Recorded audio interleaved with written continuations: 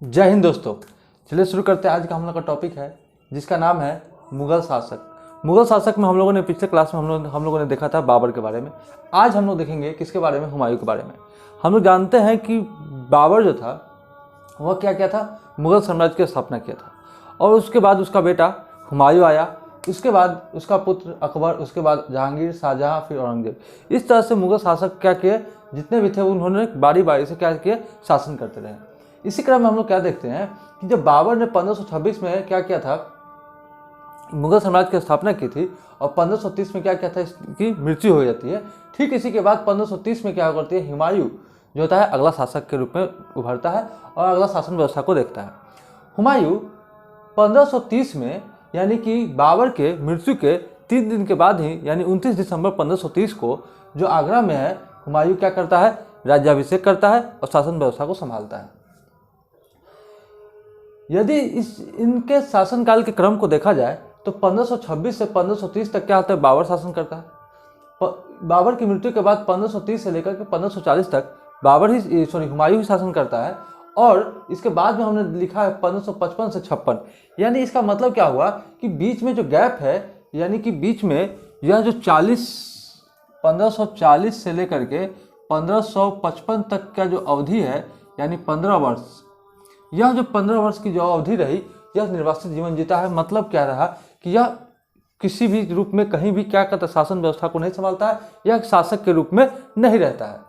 अब देखते हैं, अब उसके बाद हम लोग बारी बारी से अकबर, जहांगीर, शाहजहां जो भी है उसके बारे में हम लोग पढ़ेंगे। सबसे पहले हम लोग देखते हैं हुमायूं के बारे में।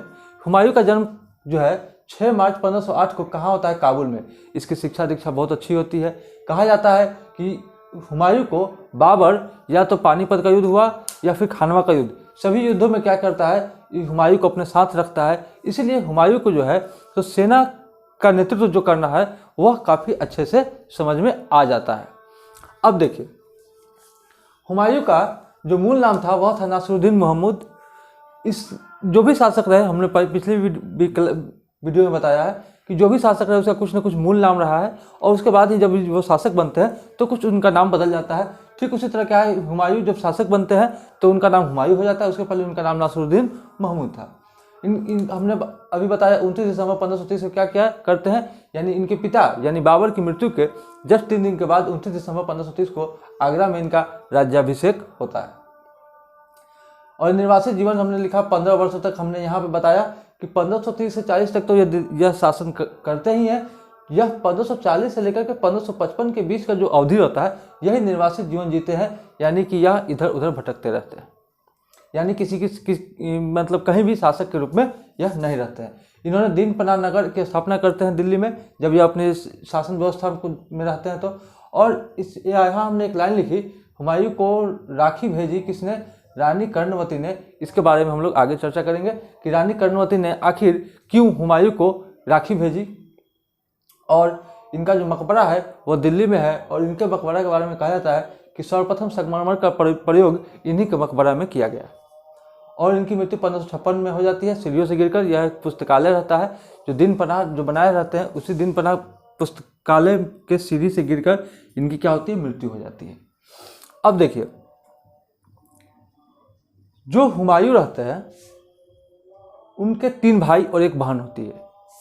बाबर जो है सो मरने के समय कहा था हुमायूं को कि बेटा जब हम मर जाएंगे तो हमारी संपत्ति जो भी होगी उनको सभी अपने भाइयों में बराबर बराबर बांट देना। तो ठीक उसी तरह क्या करता है, हुमायूं ने पिता की आज्ञा का पालन करते हुए, हमारे समाज में भी देखते हैं कि जब पिता की मृत्यु होती है तो पिता की मृत्यु के बाद जो संपत्ति होती है उसका सभी पुत्रों में बराबर बराबर बंटवारा होता है। ठीक उसी तरह क्या करता है, हुमायूं भी क्या करता है कि अपने सभी भाइयों में, कि हुमायूं सबसे बड़ा होता है तो हुमायूं क्या करता है, सभी भाइयों में जो संपत्ति होती है, जो साम्राज्य होता है उसका बंटवारा कर देता है। अब देखिए, हमने यहाँ पे लिखा है क्रम में, सबसे बड़ा हुमायूं था, उसके बाद कामरान, उसके बाद अस्करी, उसके बाद हिंदाल। बाबर जो था इसकी 3 बीवी थी। 3 बीवी कौन थी, माहम सुल्ताना या फिर महान बेगम बोलते हैं इसको, गुलरुख बेगम और दिलदार बेगम।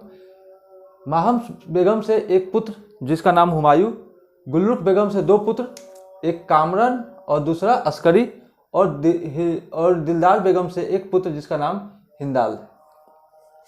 और इसी दिलदार बेगम से एक पुत्री भी होती है जिसने हुमायूंनामा लिखी गुलबदन बेगम वो थी, जिसका हम लोग नाम यहाँ लिखते हैं गुलबदन बेगम, जिसने क्या करती है हुमायूंनामा लिखती है गुलबदन बेगम, जो बहुत बार एग्जाम में पूछा जाता है। अब देखिए इसने क्या किया, महान सुल्ताना थी। हुमायूं ने क्या किया कि हुमायूं ने सभी भाइयों में यानी इन तीनों भाइयों में क्या किया, क्षेत्र का बंटवारा किया। तो कामरन को काबुल और कंधार का क्षेत्र, अस्करी को संभल का क्षेत्र यानी ये अफगानिस्तान के पास का क्षेत्र, हिंदाल को अलवार का क्षेत्र, इन सभी क्षेत्रों को दे देता है। और हुमायूं खुद क्या करता है, आगरा और दिल्ली के क्षेत्र पर शासन व्यवस्था को संभालता है।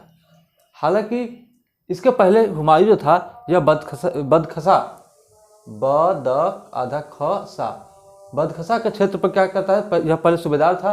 तो यहीं के क्षेत्र पर कहा जाता है कि बाद में इसने अपने चचेरे भाई को या बदखसा के क्षेत्र पर शासन करने के लिए, वहाँ के क्षेत्र की देखरेख करने के लिए वहाँ पर नियुक्त किया था। तो इस तरह से क्या किया, हुमायूं ने अपने तीनों भाइयों में साम्राज्य का बंटवारा कर दिया। कहा जाता है कि इसके साम्राज्य बंटवारा होने के कारण ही यह ज़्यादा देर नहीं चल पाया। इसकी कुछ नीतियाँ रही, मतलब नीति कहने का मतलब क्या कि इसने यह उतना दूरदृष्टि नहीं था, जिसके कारण यह क्या हुआ, ज़्यादा दिन तक अपने साम्राज्य को स्थापित नहीं कर पाया। क्योंकि हम देखते हैं कि बाबर 1526 में मुगल साम्राज्य की स्थापना करता है, 1530 में क्या होती है, इसकी मृत्यु हो जाती है। तो यह, और उसके बीच में हम लोगों ने देखा 1526 से लेकर के 30 तक यह लगातार क्या करता है, युद्ध ही लड़ता रहता है। तो अपने साम्राज्य को स्थायित्व नहीं कर पाता। तो यह जिम्मेदारी किसके पास आ जाता है, हुमायूं के पास। लेकिन हुमायूं ने भी क्या की, अच्छी रणनीति चलाई नहीं। उसने क्या किया, यह जो साम्राज्य था, साम्राज्य का बंटवारा होने का मतलब ही हुआ कि वह कमजोर हो जाना। तो इस तरह से यह साम्राज्य को भी हुमायूं भी क्या करता है, स्थायित्व नहीं कर पाता है। अब देखिए इसी बीच क्या करता है कि हुमायूं के बीच बहुत सारी चुनौतियाँ रहती है, और हुमायूं क्या करता है कि हुमायूं को बहुत सारे आक्रमण करने पड़ते हैं, बहुत सारे युद्ध लड़ने पड़ते हैं। तो इसी क्रम में हम लोग देखते हैं कि हुमायूं सबसे पहले जो आक्रमण करता है कलिंजर पर, एमपी में पड़ता है कलिंजर, यहाँ 1531 में सबसे पहले क्या करता है, आक्रमण करता है। जब यहाँ पे युद्ध लड़ता है तो यहाँ के शासक होते हैं प्रताप रुद्र देव। जब यहाँ पे शासन करता है, यहाँ पे युद्ध लड़ता है, तो जब कलिंजर पर जब आक्रमण करता है तो यहाँ के जो शासक रहते हैं प्रताप रुद्र देव, तो इनके साथ जब युद्ध करने की बारी आती है तो यहाँ से क्या करता है कि यहाँ पे इसने क्या किया, संधि कर ली। संधि के दौरान क्या किया, इसको बहुत सारे धन मिले, और जो होता है ना कि युद्ध में क्षतिपूर्ति, उस क्षतिपूर्ति के लिए भी धन मिल गया। और उसके बाद उसने क्या किया, संधि कर ली। जब संधि कर ली तो हुमायूं को लगा कि यह हमारी अधीनता स्वीकार कर ली, और यह फिर क्या किया, यहाँ से वापस चला गया। यह भी कहा जाता है कि अगर यह इस क्षेत्र को जीत लेता तो यह निश्चित था कि यहाँ से फिर कोई आक्रमण होने का संदेश नहीं था। इसने ऐसा किया नहीं, यह संधि करके वापस चला गया। ठीक फिर एक साल बाद 1532 में इसने दोहरिया पे आक्रमण किया, और यहाँ के जो शासक थे, अफगान के शासक, वह थे महमूद लोदी।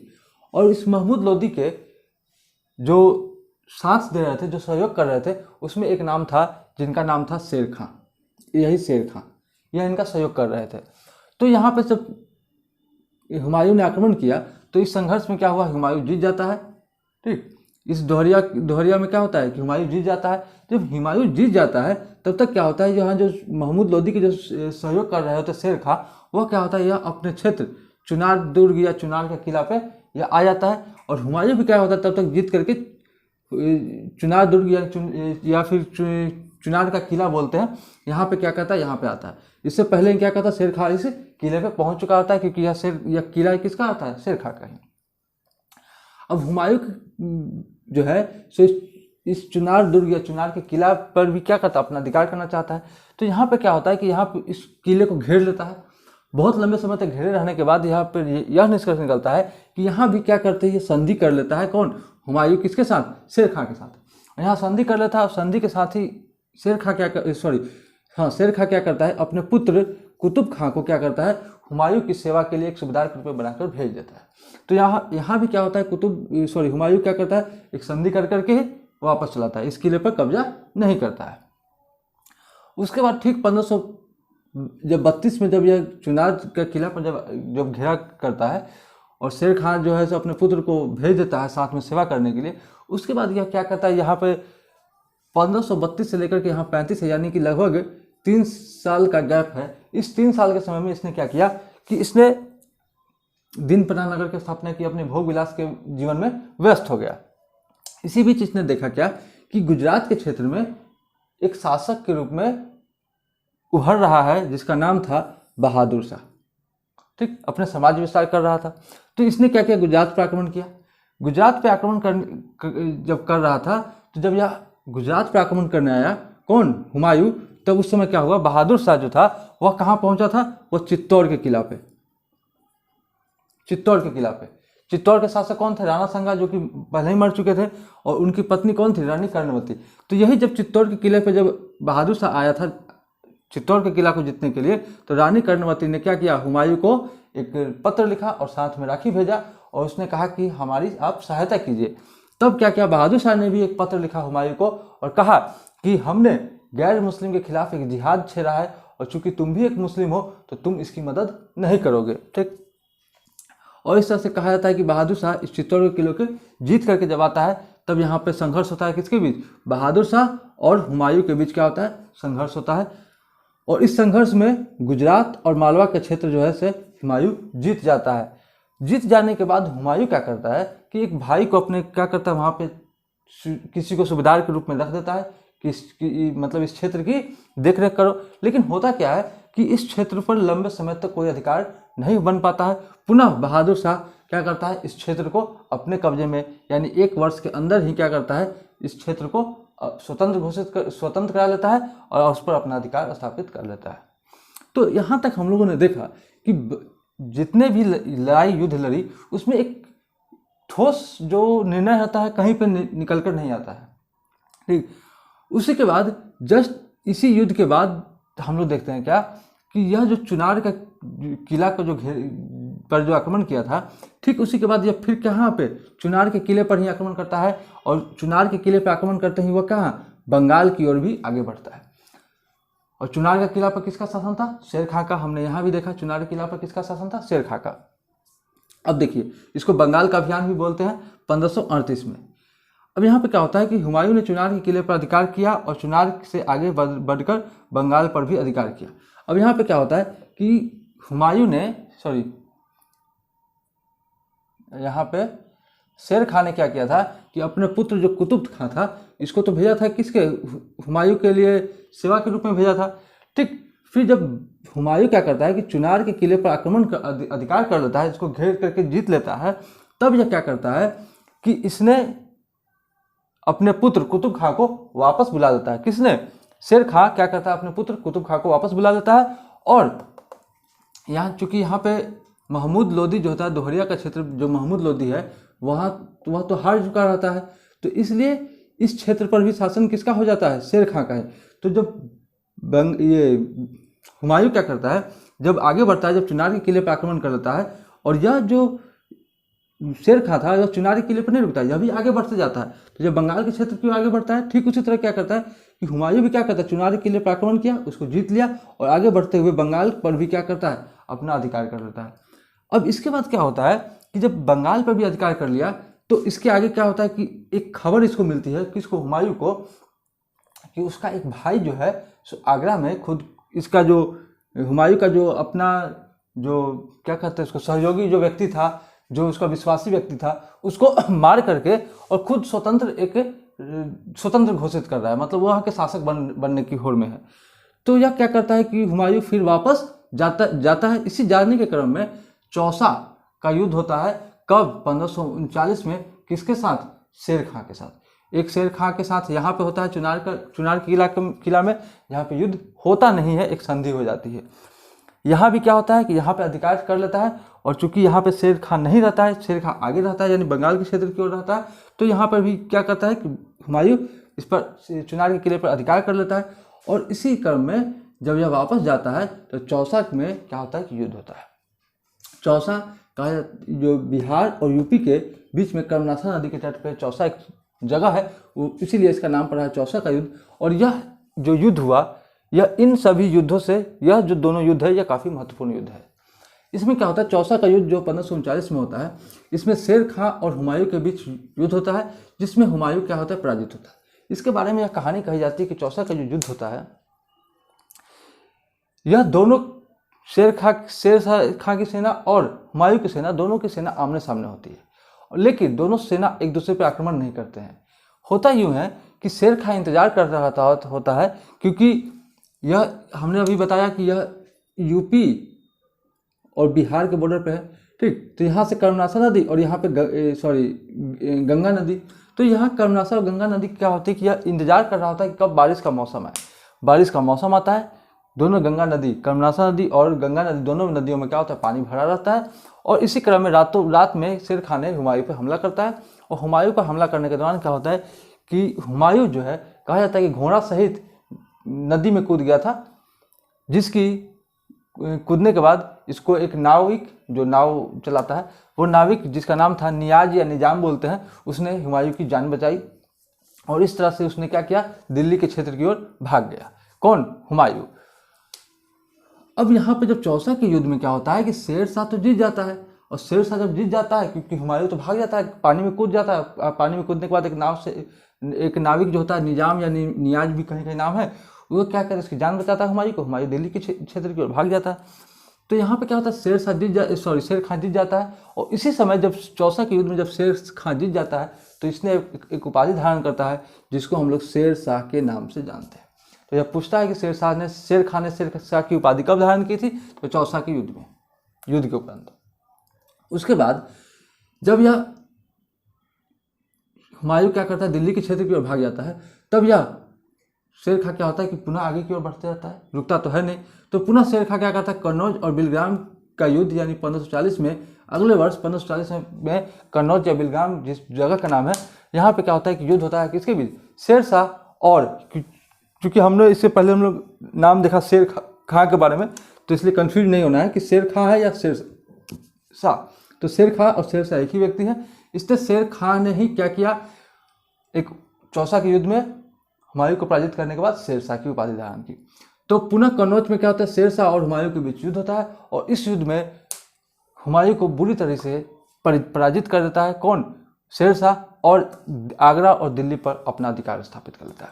जब दोनों के बीच युद्ध होता है, तो शेर शाह भाग जाता है, हुमायूं भाग जाता है, और यह हुमायूं क्या करता है, सिंध के क्षेत्र की ओर भाग जाता है, लाहौर होते हुए सिंध के क्षेत्र की ओर भाग जाता है, और दिल्ली और आगरा के क्षेत्र पर क्या करता है, शेर शाह अपना अधिकार स्थापित कर लेता है, क्योंकि इसको उस समय इसका कोई प्रतिद्वंदी नहीं था। इसने अपने प्रतिद्वंदी जो हुमायूं था इसको भगा दिया था।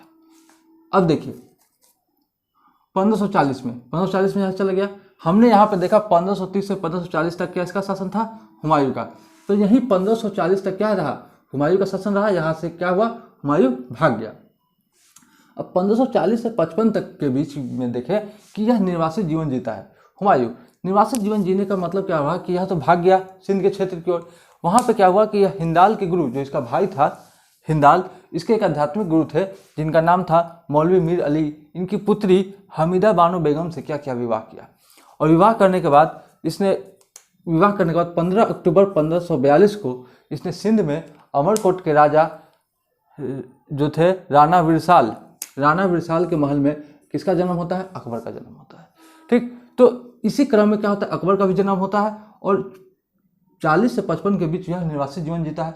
इसी के बीच क्या होता है कि यह कहा जाता है कि जब इसने विवाह कर लिया, पुत्र का भी जन्म हुआ, तो यह इसके जो भाई थे, यह जो क्या है कामरान और अस्करी या हिंदा, यह लोग इसकी मदद नहीं कर रहे थे।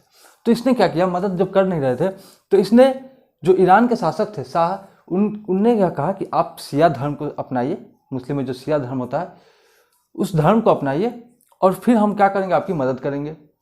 तो यह क्या करते हैं, उस धर्म को अपना लेते हैं, तो फिर वो उसकी मदद करते हैं। उन्हीं ईरान शासक की मदद के दौरान ही क्या करते हैं, यह कामरान को हरा करके और काबुल का क्षेत्र पर अपना अधिकार स्थापित करता है, और काबुल के क्षेत्र पर क्या करता है, कब्जा कर लेता है।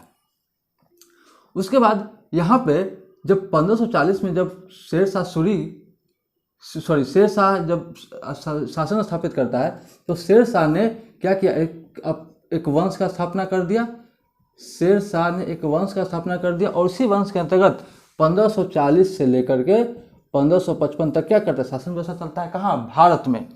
ठीक, अब इसी क्रम में क्या होता है कि शेर शाह की मृत्यु हो जाती है 1545 में, और उसके बाद शेरशाह की पुत्र होता है, उसका भी मृत्यु हो जाता है। तो इस तरह से जो शेरशाह का जो वंश होता है धीरे धीरे कमजोर होता रहता है। और इसी दौरान क्या करता है कि जो हुमायूं रहता है यह 1555 में मछीवाड़ा का युद्ध लड़ते हुए पंजाब का क्षेत्र यानी पंजाब के क्षेत्र होते हुए भारत में प्रवेश करता है और यहाँ मछीवाड़ा का युद्ध में यह जीतता है। और इसी के युद्ध के बाद यह बहुत ही महत्वपूर्ण है कि सरहिंद के युद्ध में सरहिंद युद्ध में सिकंदर सूर्य को हरा करके यह पुनः दिल्ली का सुल्तान बन जाता है। चूँकि यहाँ पे 1540 से 45 के बीच शेरशाह सूरी के जो भी वंशज रहते हैं वह शासन करते हैं भारत में। चूँकि जो शासक थे वह काफ़ी कमज़ोर हो चुके थे। हुमायूं जो है पुनः 1555 में मछुआरा का युद्ध होते हुए पंजाब के क्षेत्र से भारत में क्या करता है, प्रवेश करता है। यह सूचना जब सिकंदर सूर को मिलती है तो सिकंदर सूर क्या करता है, यह खुद सामने आकर के क्या करता है, हुमायूं से युद्ध लड़ता है। कहाँ, जिसे सरहिंद का युद्ध कहते हैं। और इस युद्ध में क्या होता है कि सिकंदर सूर हार जाता है और पुनः भारत में क्या होता है, दिल्ली सल्तनत का सुल्तान कौन बनता है, हुमायूं बनता है। और इसके बाद यह कहा 1555 में तो यह बना ही, और 1556 में क्या होता है, दिन पनाह पुस्तकालय के सीढ़ियों से गिर करके 1556 में क्या होती है, इसकी मृत्यु हो जाती है। और इसी मृत्यु के बाद, इसकी तो मृत्यु हो गई, और इसी मृत्यु के बाद कहा एक शासक थे नेपोलियन, वह कहते हैं कि इसकी शासन व्यवस्था, इसकी ज़िंदगी भी लुढ़कते पुढ़कते रही और इसकी मृत्यु भी लुढ़कते ही हो गई। यह अपने समय ईरान से 2 चित्रकार लाया था, मीर सैयद अली और ख्वाजा मोइनुद्दीन समद। यह दो जो है चित्रकार लाया था और इन्होंने तैमूर लंग के जो वंशज थे उनके एक चित्र की पुस्तक भी बनवाई थी। तो इस तरह से हमने देखा कि हुमायूं की शासन व्यवस्था, हुमायूं किस तरह से हुमायूं की पूरी घटना को देखा। हुमायूं के बारे में यह भी कहा जाता है कि वह ज्योतिष में काफ़ी विश्वास रखता था। वह जो है 7 दिन 7 रंग के कपड़े पहनता था और 7 दिन अलग अलग रंग के अलग अलग कपड़े पहना करता था। तो इस तरह से हम लोगों ने देखा हुमायूं के बारे में। अब हुमायूं के बारे में पढ़ने के बाद अब अगला जो हम लोग पढ़ेंगे वह हम लोग देखेंगे शेरशाह के बारे में। क्योंकि 1540 से लेकर के 1555 के बीच की जो घटना रही वह भारत में क्या रही, शेरशाह की घटना रही। और उसके बाद हम लोग देखेंगे किसके बारे में, अकबर के बारे में। ठीक, तो चलिए आज के लिए इतना ही, फिर मिलते हैं नेक्स्ट वीडियो में। तब तक के लिए जय हिंद।